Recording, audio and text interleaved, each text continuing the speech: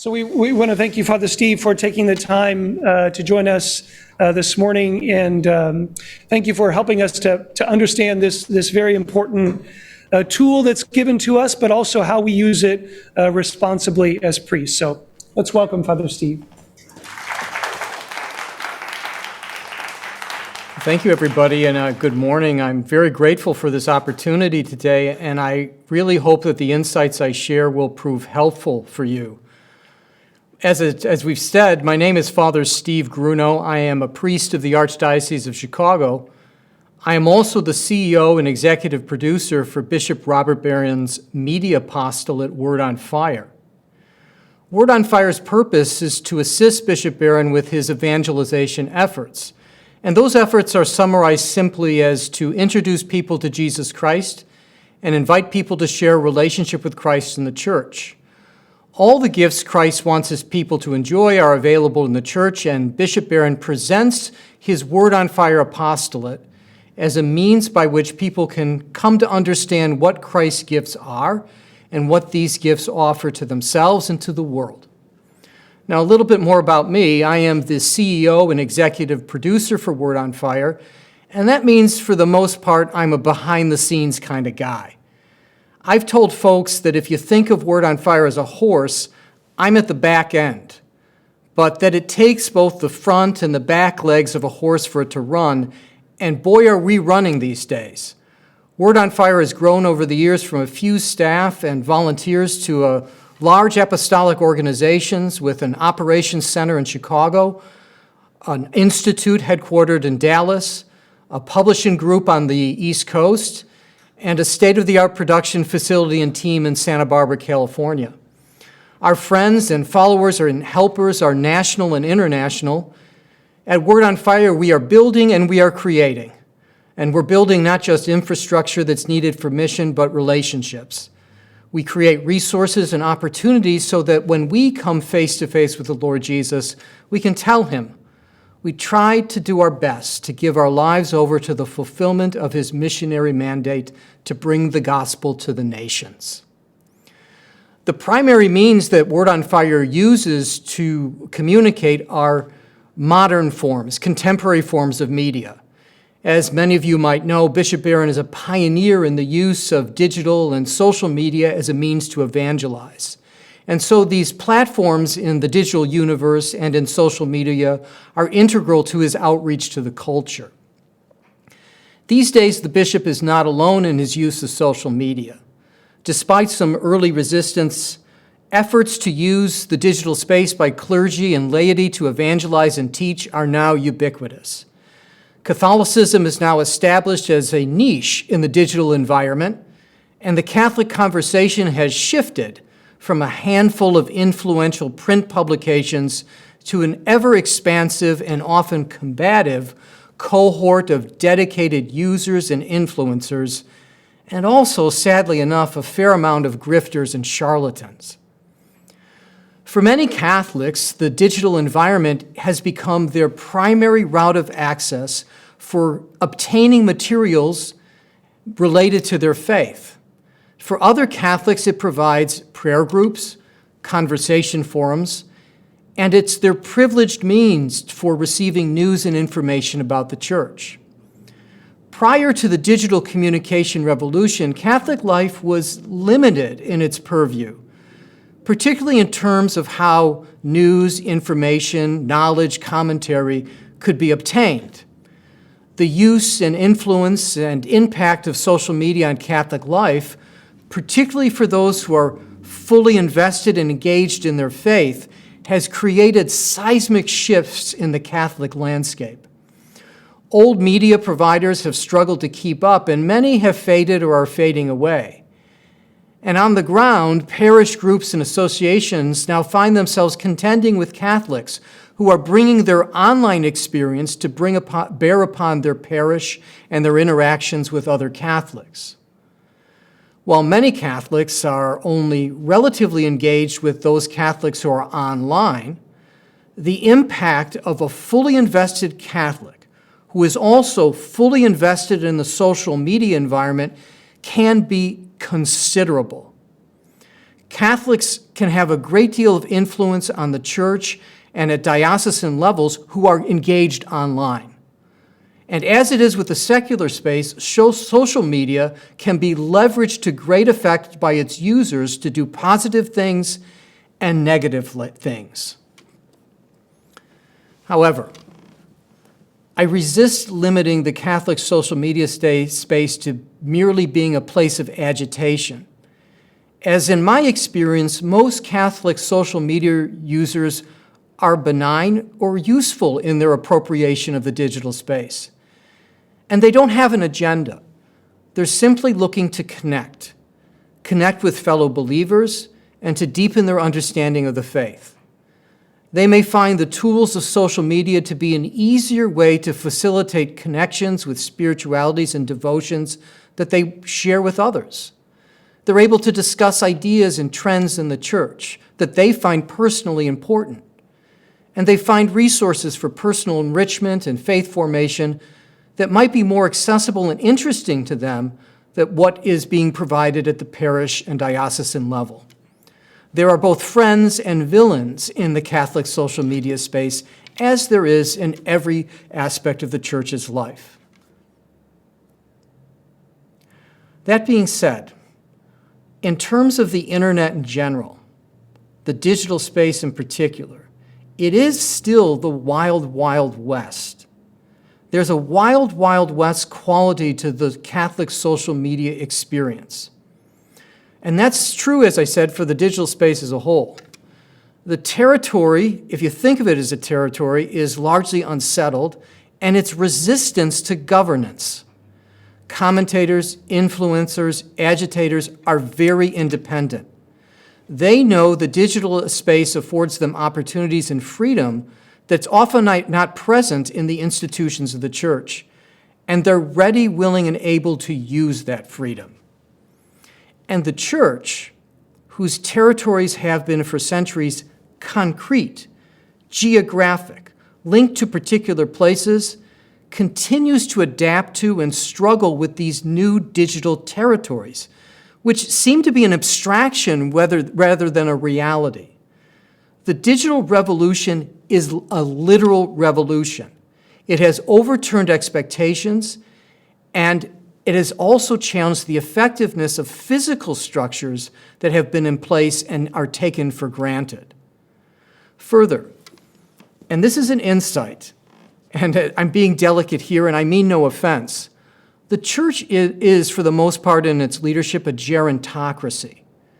So there is at times a pronounced generation gap in regards to the appreciation and knowledge of digital technology and the virtual worlds that it has created. We are not yet at the moment where church leadership fully understands from personal and direct experiences the revolutionary effects of the digital environment. My experience of conversations about digital technology and its impact on the ecclesial space is that there's still a sense that life online and the effect of the digital environment is still a novelty rather than a reality. But here's the deal. In a very short time, digital has become reality. It's integral to culture, politics, economics, and religion. Look at it this way. Human beings shape worlds through technological innovation. We've done that from the beginning. And the other dynamic in that is that technological innovation in turn shapes us. It changes us. It changes who we are. Now, there are many accessible resources about the interface and interaction with digital technology, and I want to recommend 3 this morning as being important for leaders in the church to understand. The first is a book. It's by Jean Twenge, and the book is called iGen: Why Today's Hyper-Connected Kids Are Growing Up Less Rebellious, More Tolerant, Less Happy, and completely unprepared for adulthood. Well, that's a mouthful. Twangy's work highlights the influence and impact of what it means to grow up influenced directly by the digital world and to have participated in a screen-based environment from early childhood. It is very important for leadership in the church to understand that we're not dealing with a mere novelty any longer, but something that has now and is an established way of coming to understand oneself and the world. So we can look into the emerging generations of young people as an indicator of the importance and influence of the digital environment as a shaper of reality, a shaper of people, and a shaper of the soul. Decry it all you want, you can't flee from it. And the reality of the online environment is very, very real, not just virtual. With young people, they're not just conversant and savvy in its use and application, it's shaped who they are. It's given them their self-understanding in profound ways. And so Twangy's work is well worth looking into. Now, there's another resource I want to recommend to you. It's a book by Chris Bale, and it's entitled Breaking the Social Media Prism: How to Make Our Platforms Less Polarizing. You know, folks, one of the principal features of life online is how it interacts and shapes the human personality. The digital environment is a social environment, but it's also a psychological environment. And it has this uncanny capacity, not just to shape us and to inform us, but also to amplify both positive and negative aspects of social interaction, human personality, and psychological states. The negative influence of the artificial intelligence that's built into the back end of our digital platforms is definitely a matter of concern for church leaders. These algorithms have been specifically designed to shape our desires, instigate behaviors, and have the capacity to think faster than we can. And so we should not continue to be naive and think that the online experience is simply about obtaining information. It's much more than a Google search or Wikipedia, but it's in large in part driven by a quest for attaining status and pursuing group identity. And so when you hear about or see the phenomena of things like cancel culture, online mobs, grifting, propaganda, polarization, manipulation in the digital space, those things are the results of the interaction of humans with the digital environment. But there's more. These are not just psychological categories or sociological categories, they're moral categories. Look at the morality of what happens online. We are church leaders. Calumny, slander, detraction, accusation, gossip. All these online dynamics are moral, and they're deeply disconcerting. The thing is that the online space is relativistic morally, and it's horrifically unforgiving. And because it is also so easily a depersonalized space where people are not truly themselves but avatars or simulations of themselves, it's easier to create and justify instigating and participate in destructive mayhem. And then, because you're a simulated self, it's easier to absolve yourself of responsibility for the damage that you are inflicting. Now, here's the challenge. I think the church has largely either been sucker punched by these digital phenomena, or it seems to be missing in action in terms of providing for and attending to the moral formation of the faithful for online engagement. Much of the Catholic environment online is an echo chamber for ideological cohorts who are seeking and obtaining traction for their views and then propagating those views not just in the virtual space, but into the reality of the church's life. The consequences of all this can have extremely negative effects, which you can see all over the digital environment. And Catholics are not somehow immune to this. And as a result, the many negatives of Catholic online engagement have spilled over into the Catholic way of life with devastating consequences. In fact, I really think Catholic leadership should be deeply concerned about on how the church is presented online. Because for many who are outside the church and in the culture, the only church they know and see is the church that's presented by Catholics online. If you're perusing the Catholic online space, you might consider what it's like to outsiders. To outsiders, is there anything of interest to them? Or is the church just presenting itself, not being presented by the secular culture, but presenting itself as little more than arguments and corruption?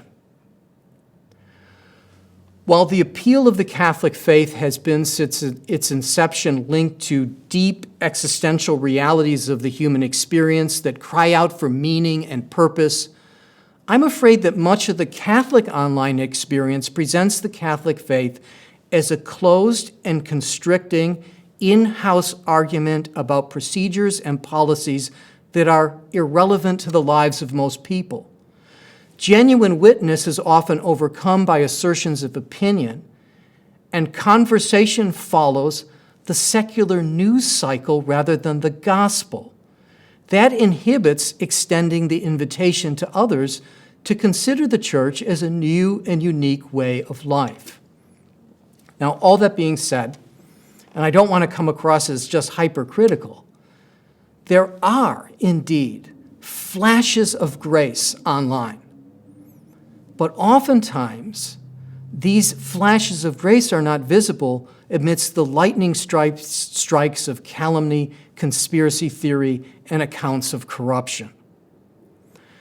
Chris Bale's book focuses on the agonies of the secular space online, and that has much to teach us about ourselves, and it provides a relevant take on how Catholics, rather than being a leaven and a light in the new media, have become accommodationist and assimilationist to its ethos and its trends.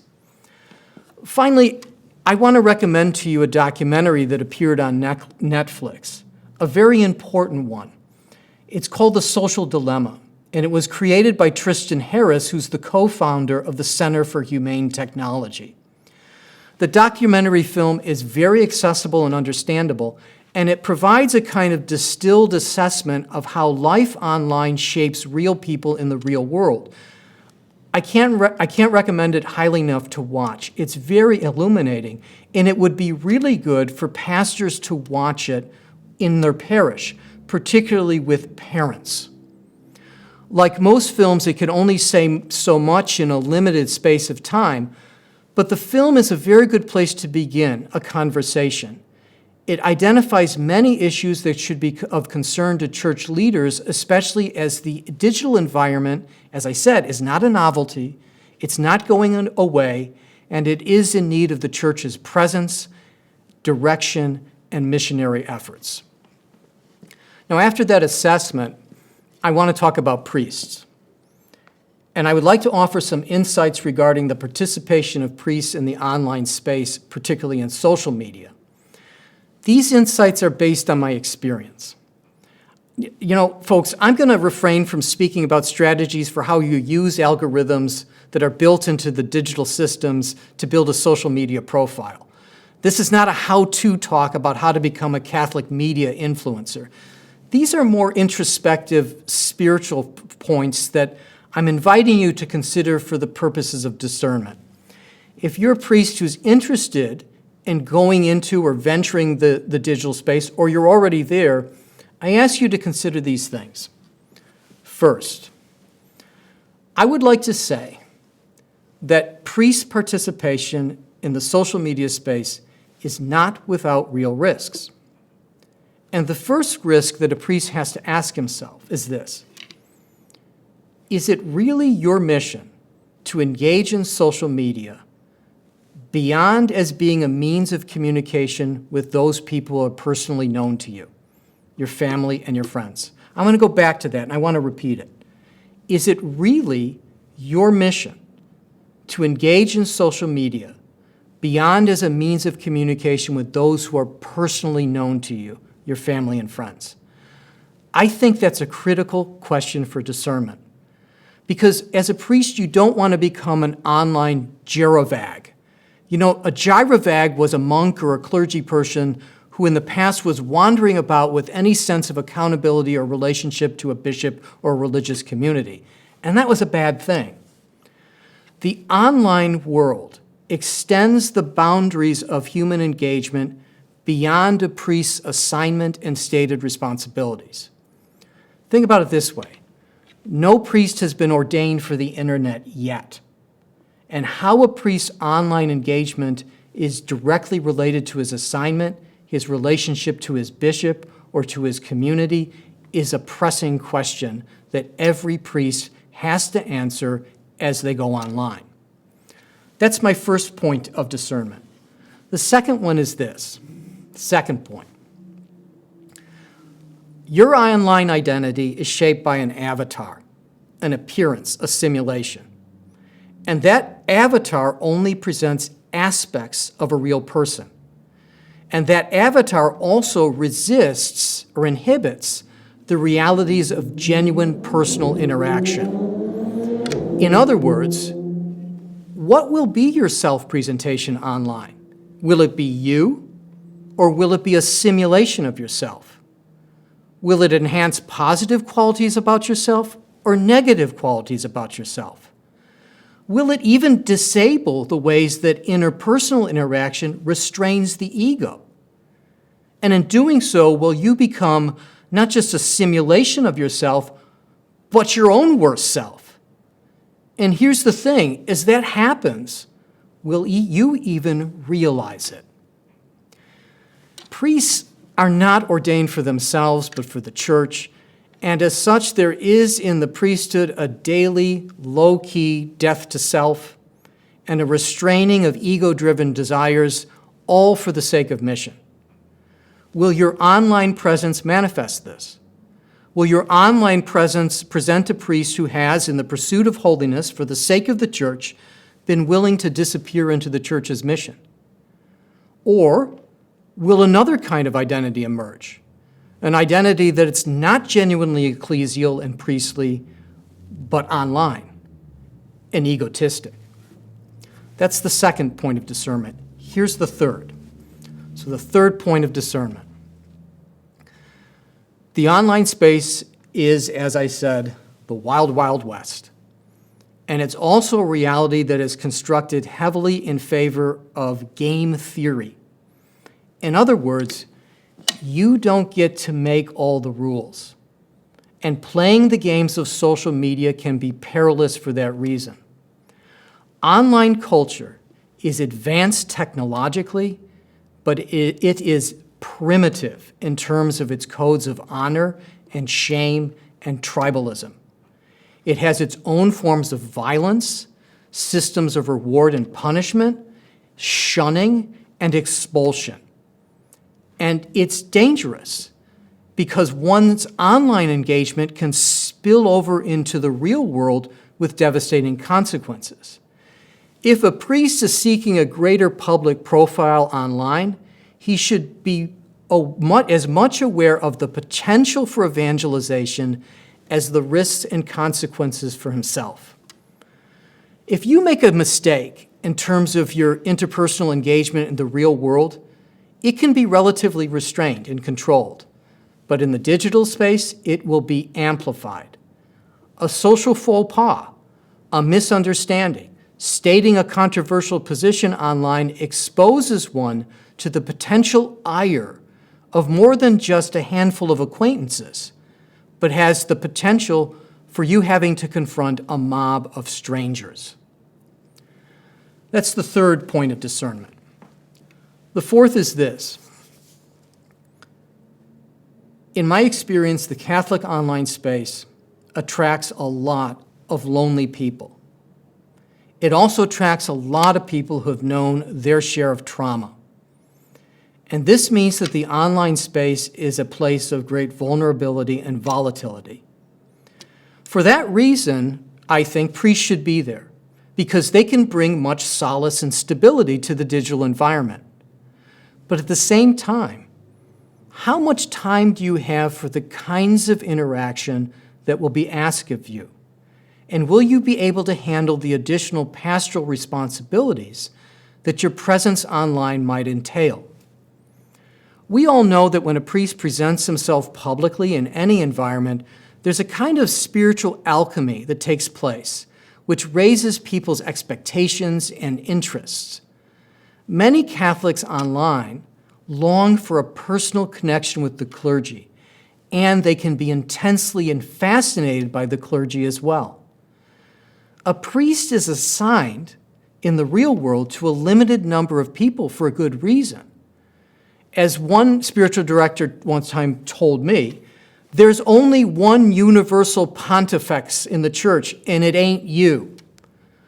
But the online space is universal, and your presence there can be perceived by many as you are now available to all. Will you be able to establish clear boundaries and be able to negotiate the demands of the enhancement of your public profile and mission as a priest? That was number 4, and now we move to 5. It's a really good question. What do you want to contribute to the online space? You know, in reality, if you look at the Catholic space, online engagement has become a long-form argument that has no end. The online Catholic space runs 24/7 on assertions, opinions, and arguments, and that's fuel in the Catholic digital space is extremely volatile. If you have a personality type that gains energy from making arguments, or you're afflicted by the need to be right all the time, I would advise you extreme caution or to stay out of the online space. The algorithms of the digital landscape are built to enhance those kinds of qualities. As it is, those kinds of personality traits are doing what the artificial intelligence want, keeping you online longer and longer and longer. Remember, as I said earlier, no priest thus far has been ordained to serve the internet. And you have to ask yourself, how much of your time online might take you away from the actual mission the church has given to you and the people you've been assigned to serve? Also, and here's an insight I find important, there have been many saints in the history of the church who've been argumentative. There have been many saints in the history of the church who've been very provocative in their speech, but they didn't become saints because of those qualities. They became saints despite them. How we Catholics manifest the gifts of the Holy Spirit online and present ourselves as a people for whom the Beatitudes are a way of life is far more important to our own sanctity and the sanctity of those we are called to serve than winning arguments online.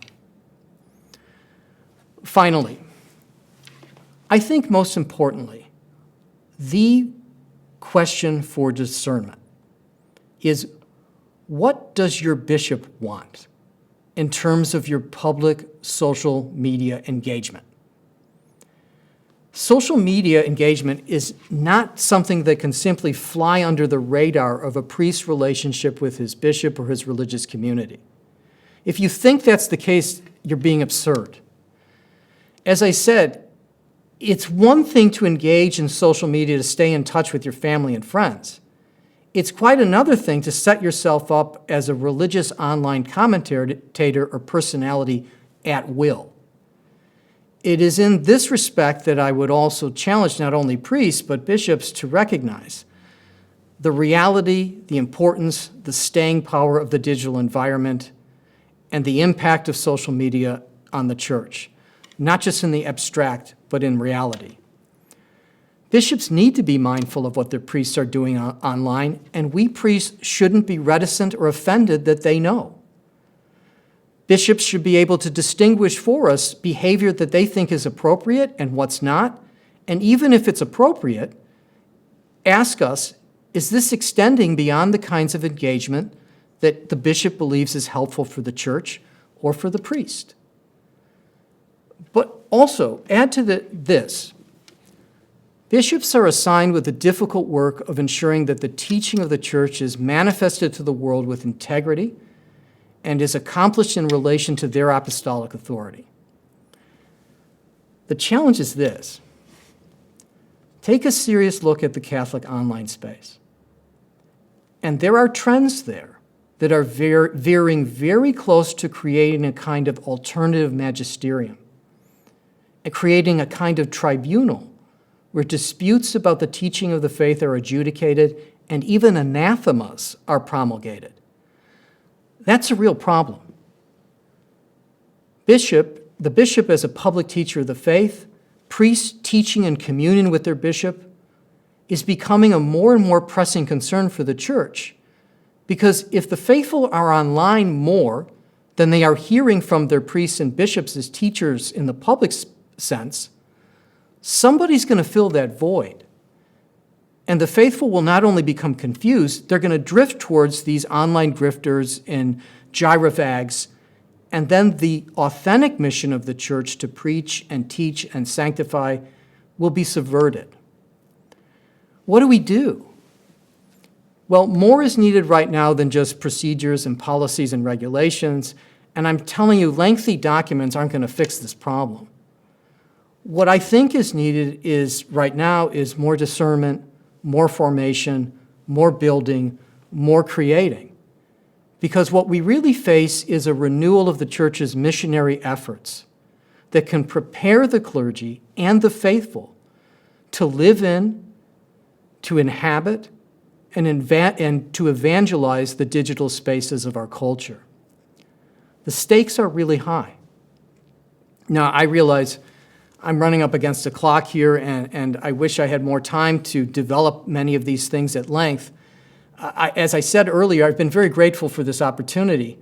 I know that I've issued a lot of caveats and cautions in this presentation, and I don't want you to come away just thinking the digital environment is nothing but a problem. It's not. In many ways, it's a space where the church can flourish, and the church does flourish there. It's a space that desperately needs the church.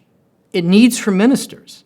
And in the absence of our presence and engagements, problems and predicaments will continue to grow.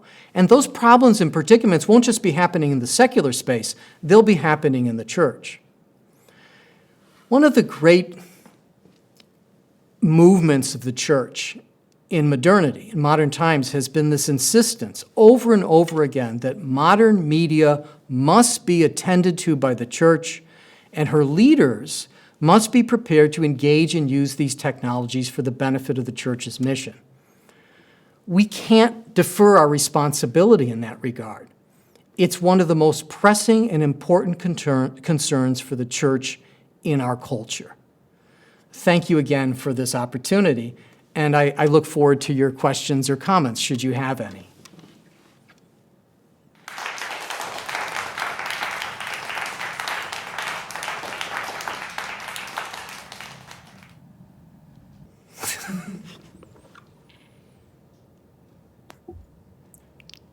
Can you hear me okay? I can hear you. Good morning. How are you today? Good morning. What Good. is your name, Father? My name is Father Luke Hassler. I'm just a newer priest of our diocese, but I'm pretty much, I have an Instagram account and a Facebook page and that kind of stuff, but I'm kind of curious if you could speak a little bit, like, how do you, and I guess this is also a question about, I guess, Word on Fire as well. How does Word on Fire, or how do you discern what new platforms to be on? You know, like we have new platforms are always coming out. Like, you know, I would say like one of the biggest ones is something like TikTok and stuff like that, yeah. or even Snapchat. You know, and Snapchat's it's a whole nother thing. But yeah. How do you discern what would be fruitful and what would not be so fruitful? Well, one is to look at the platforms themselves and their design and the demographic that they're trying to appeal to, so that, and whether or not you have the capacity to really engage the manner in which that platform is designed and who it's for. So if you look at a platform like TikTok, that would be an inappropriate platform likely for people like us. Snapchat is for younger people. It's just like, should priests be engaged on those forums? I would say no. You should veer towards those platforms that are designed for your particular demographic. But also there's the charisma and character of the priest himself. There are some priests who do effectively use TikTok. But the thing is that they have a particular, I'd say, gift for being able to do it well. There's probably nothing that can inhibit the church more, well, there are some things that can inhibit the church more online, than priests doing social media badly. So ask which ones are really relative to your personality, your charism, your gifts, your knowledge, and in particular your demographic. Thank you very much.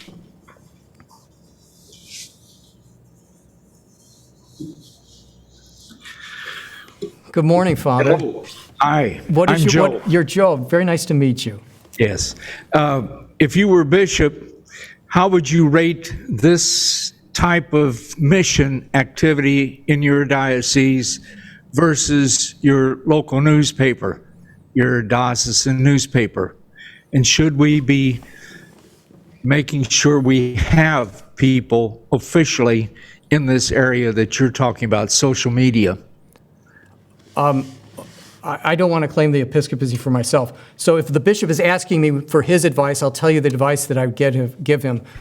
The online digital environment should have much more of an emphasis in diocesan communication policy and resources than print editions. Print is important, but it reaches an ever smaller audience. It has its own niche, and so the resources need to be directed towards that particular niche. But the online presence is where people go, and that's where where people get most of their information and engagement. And if they don't find things that are relevant in their own parish and their diocese that are online, they're going to go looking elsewhere. And then in that case, diocesan bishops and leaders should also know what's good. They should know those platforms that are working on behalf of the church and recommend them to people. And that means that you do have to have knowledgeable people on your diocesan staff who are able to discern what's really on behalf of the church and what's more questionable. So that's the advice I would give to a bishop.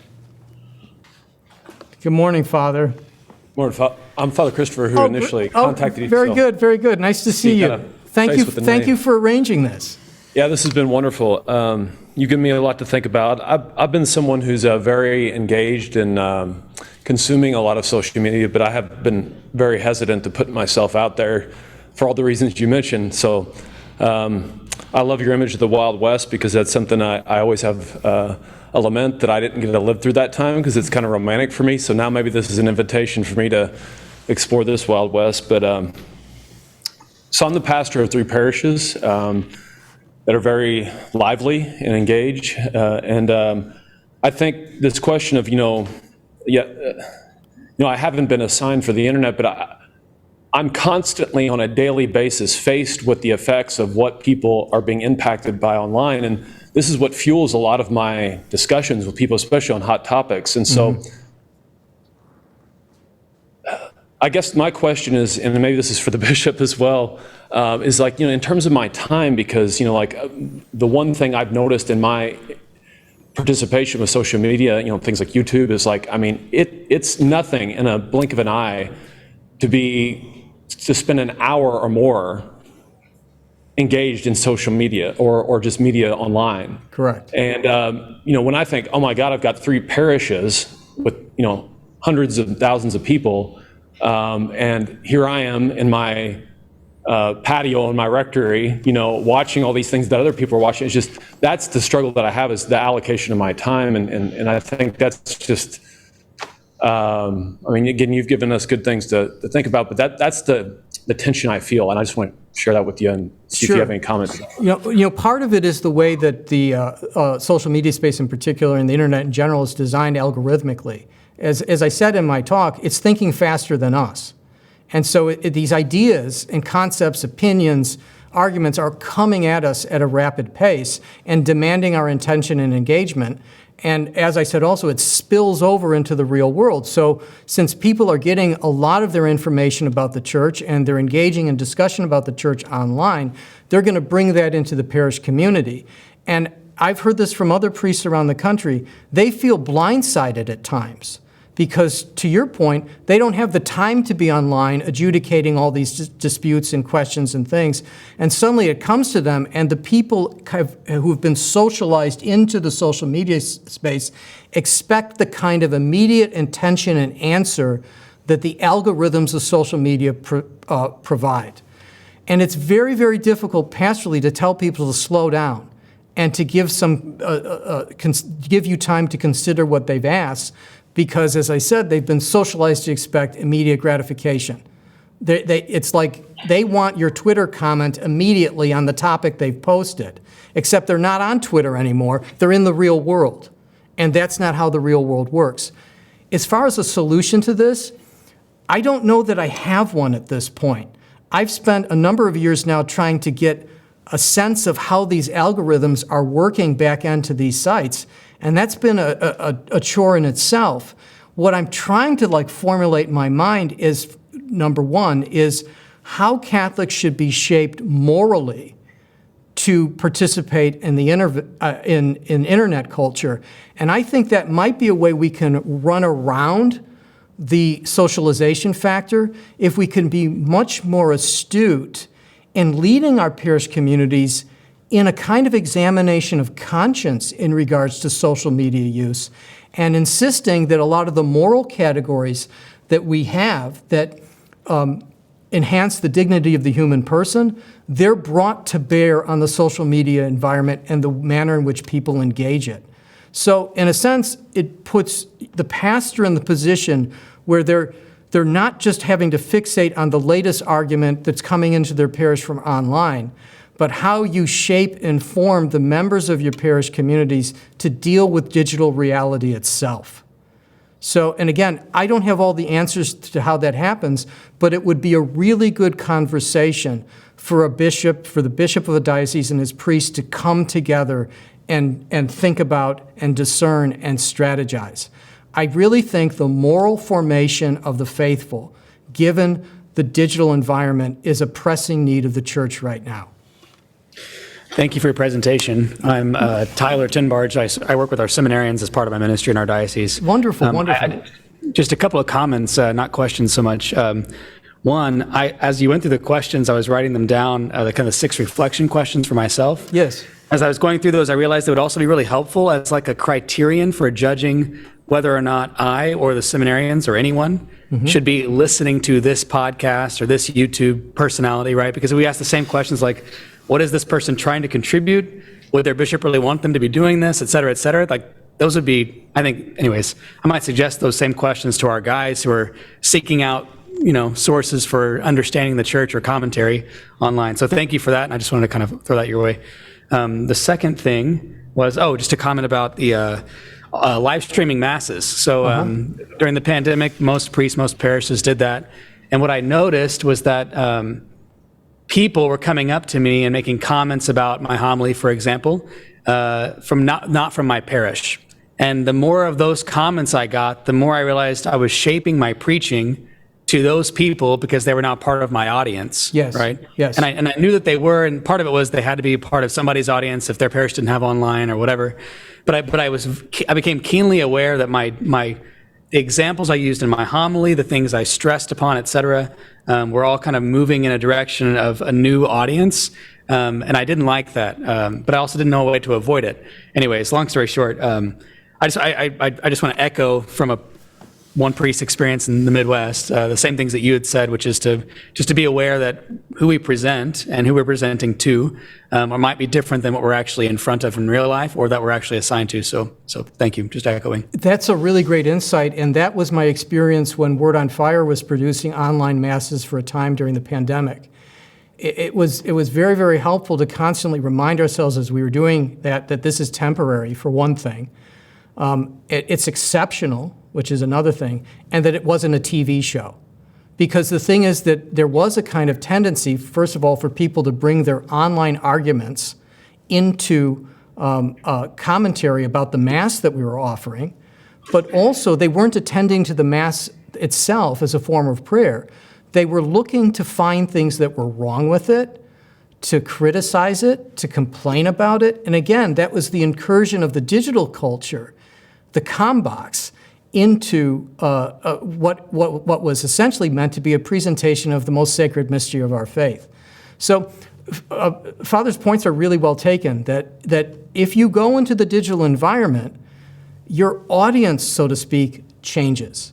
And whether or not you're going to be able to manage that or really understand that is a critical spiritual question to be asking yourself. Good morning. Good morning. So, Father Dusty Burns. Dusty, how are you? Doing good. And I work with good. Spirit Juice. I work with Spirit Juice yes, too. you so do. Father, And I see you only in Father. shadow, but it's great to hear you. Oh, okay, yeah. So I just, and you know that I work with social media a lot, but I thought maybe, when you described it, it is a jungle and it's very overwhelming and it's complicated. But for the guys here who may want to dip their toe into that and get started with some sort of social media presence, just from your perspective, like what would be a good place to start? And, because I'm sure that for even the guys who are older than me would think it's just too much for me to handle. Where do I even begin? So Yeah, I would advise you start with your parish social media platforms, that you find ways to engage with your local people first. And that should be your first foray into it before you go to the other platforms such as especially as Twitter or Instagram or Facebook. But also a way of doing this, as I said, is having your own personal social media in which you engage with your family and friends is, I think, a very important criteria or step before you move to more public engagement. And then I would add to that is discern with your bishop. What does your bishop want you to do? Because he might say, well, give me a proposal, but your primary responsibility is the hands-on, face-to-face interaction with the people that I've assigned you to. This is Bishop Siegel. So thank you again for your presentation. I think it's very helpful to me. I'm not very engaged on social media other than very minimally. But I think you brought a lot of points up, both the positive and the negative, that we have to be aware of in utilizing social media in our role. And again, keeping it focused on it is a role of evangelization, a pastoral role for a priest. That again, whatever name we're always priests, whatever social media around, we're still a priest. We can say it's a private, but we're always public persons. And so whatever we say is always going to come back to the church. It's always going to come back to my parish or to the priesthood of the church. And I guess always saying the call the ordination to be a prophet or priest, not a pundit. And always that question, okay, where is that balance between commenting on something and not commenting on something? Sure. Of being able to discern that it's, if something happens in the news, happens in the country, or even in the church, do I have to always give my comment on it? Is that really my role as a priest or as a bishop? But so again, it is a balance. But again, I recognize both the challenges and the benefits and the need to be engaged. And how we do that fruitfully, I think is very important. Thank you, Bishop, and I really appreciate you allowing me to address the priests today. thank you. Thank you. Yeah. If there's no other questions, thank you very much. Thank you, and God bless you all in the work you do. You're on the front lines of the church's missionary and evangelization efforts, and Word on Fire seeks to help all of you with our many, many resources. Again, I'm very grateful for all the work you do on behalf of the church, and I will pray for you, and please pray for me, and know that the folks of Word on Fire will be praying for you as well. Thank you. Thank you.